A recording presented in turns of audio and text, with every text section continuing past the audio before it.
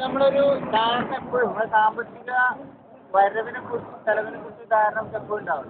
അല്ലെങ്കിൽ നമുക്ക് എന്നും മാനസികമായ പ്രയാസങ്ങളുണ്ടാവും. അങ്ങനെ ആകുമ്പോഴാണ് മാനസിക രോഗികളാവുന്നതും പല പ്രശ്നങ്ങളും ഹാർട്ട് അറ്റാക്ക് പോലുള്ള അസുഖങ്ങളൊക്കെ ഉണ്ടാകുന്നതുകൊണ്ടാണ്.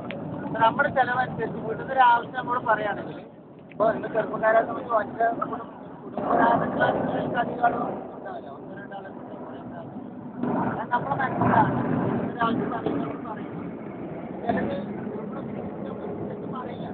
ആ നമ്മുടെ കുടുംബത്തെ ജോലി പറയാതിരിക്കരുത്. നമ്മൾ നിൽക്കുന്നത് അതിന് കഴിഞ്ഞ മാസത്തെ 2000 കടം വാങ്ങിയിട്ടാണ് കൊടുത്തത്. അത് 4 മാസം കൂടി അടച്ചാൽ തീരുള്ളൂ എന്നൊരു വീട്ടിലേക്ക് ധാരണ വേണം. അല്ലെങ്കിൽ പെട്ടെന്ന് ജാബിനോട് പറഞ്ഞാൽ മതി.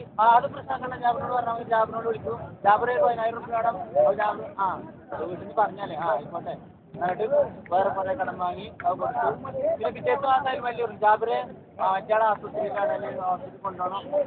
അപ്പോൾ അതും പ്രശ്നം. അല്ലെങ്കിൽ ബാബു അങ്ങനെയാണ് ഓരോരുത്തരും വിളിച്ചാൽ നമ്മൾ ആദ്യം മുൻകൂട്ടി കാണണം. നമ്മുടെ കഴിവ് നമ്മൾ ആദ്യം മുൻകൂട്ടി സാമ്പത്തികമായ കഴിവ്. വീട്ടിലൊരു ആവശ്യം പറയുമ്പോൾ നമ്മുടെ വീട്ടിലെ സഹായിക്കുകയാണെന്നുള്ള നമ്മുടെ ജീവൻ കളഞ്ഞിട്ടുള്ള സഹായമൊന്നും പഠിത്തത്തിന് ആവശ്യപ്പെട്ടു. നമ്മുടെ ജീവൻ കളഞ്ഞിട്ടുള്ള സഹായം ഒരാൾക്ക് ആർക്കായാലും അതിന് ഞാൻ പറയുന്നത് ധാരണ നമ്മുടെ മനസ്സിൽ എപ്പോഴും വേണമെന്നാണ്. നമ്മളിതിനിങ്ങനെ റിസ്ക് എടുത്തിട്ട് അതുകൊണ്ടാണ് നമുക്ക് കുറേ പ്രയാസങ്ങൾ ഉണ്ടാവും. ചില ആൾക്കൊക്കെ കലാകാലം പ്രയാസമായി ഇവിടുന്ന് പോകുന്നവർ പ്രയാസം എന്ന് പറഞ്ഞാൽ ഇങ്ങനെയുള്ള കാര്യങ്ങൾ വീട്ടിൽ നിന്ന് എന്തെങ്കിലും പറയും, അല്ലെങ്കിൽ വേറെ ആരെങ്കിലും പറയും, നാട്ടുകാർ പറയും. അത് നമ്മുടെ അത് നമുക്കൊരു മാനസിക സമാധാനമായി. ഒരു